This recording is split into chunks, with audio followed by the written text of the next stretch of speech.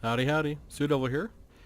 I've been doing some more testing on the Master Engineer, and I want to include a few things that I've learned and definitely some great comments that I've had in this thread. And basically, in subsequent testing and looking at the units I was fighting against, he's definitely doing his tooltip damage according to the information I've gotten. And even against a Chaos Sorcerer, it appears he does have some sort of 10% save ward. So the Master Engineer is doing his tooltip damage, which, obviously, if he hits, it's good, but he's definitely very inaccurate. And I got a great challenge for a test from Mute who we've had a good discussion on the Master Engineer, on his strengths and weaknesses, and I want to include those tests in this to take a look at how Master Engineer is going to do. And just for clarity's sake, Mute definitely doesn't think that the Engineer is good as is, but he's more focused on giving the Master Engineer the kit that he has in the tabletop, which does make him a lot more interesting, and some of the buffs and those types of things. Whereas I think simply increasing his accuracy would bring him up pretty substantially.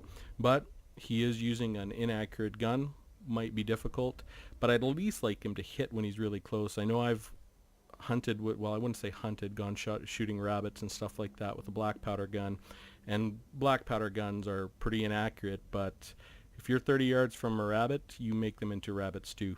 So anyways, let's get on to the testing, and we'll take a look at some other scenarios.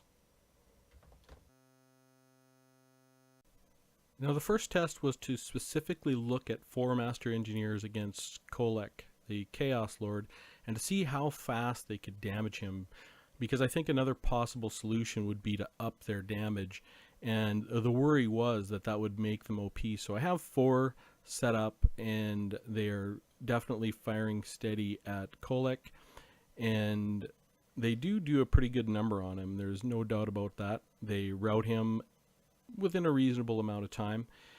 So I thought, when you're doing testing, you always need to compare it to something. So we'll look at the other units the dwarves can field to compare against Kolek. In the first test, I had just the base unit of Master Engineer at 750 gold, so I thought we'd put in 4 units of cannons, which equal to 800 gold each. So that's about a same cost proposition, and you can see the cannons definitely do a number on them. In the first test, the Master Engineer was, the Master Engineers did okay, but Kolek was able to kill our Lord and get into some of our units. So there's definitely, the cannons are a lot stronger in this scenario. So we'll go take a look at another scenario.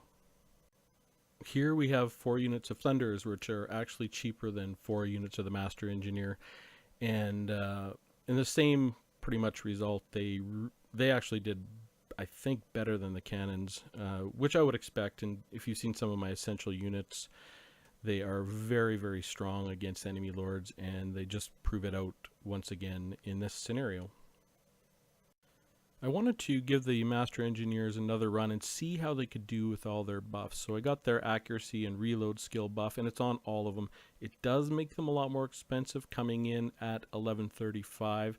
But as you can see by the test, it also makes them significantly more effective. They do a number on Kolek, though I'm not sure if they're quite as effective as the Thunders still. But the Thunders can't buff other units. There are other positives to having those buffs. Another comment was that they have to be tested against infantry, because they do some AoE damage, and that's really where they're going to be strongest. And I set them up with all their buffs, so these are the most expensive unit because I wanted to see them against the Black Orcs. I have seen some testing by High Templar, which is fantastic as well against the Black Orcs, and I would definitely recommend anyone go over there and watch that testing as well. So once again, I loaded up the cannons to see how they would compare to the Master Engineer, and they do have a lot more range, but they're actually quite a bit cheaper than the most expensive version of the Master Engineer. But you can really see the cannons just mow down the Black Orcs, and I think I actually kill his lord as well, just for fun. But it's not even a competition. The cannons are extremely effective. So for the last test, again, we have our trusty Thunderers, and we'll see how they do against the Black Orcs. See if they can get the job done before the Black Orcs get to my lord.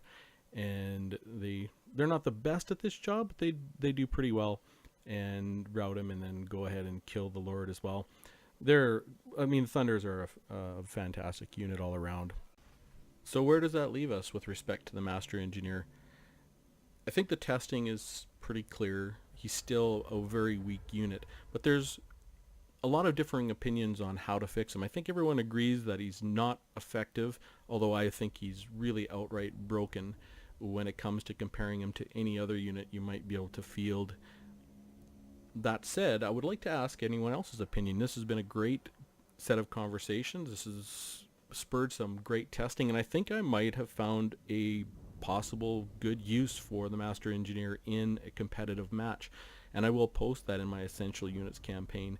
So give me what you think. What would make the Master Engineer better? Should he be more accurate? Should he have more damage? Should he have more abilities to repair siege units like he can tabletop? Let me know what you think, and make sure you give a shout out to Mute Hammer. He goes by Empty Thought online, and get him to post his battles on his channel. He's the number 3 player in the world, and he does play the dwarfs, and let him know that we want to see him fight, because anyone who knows me, especially other YouTubers, is I eat up all that dwarf content.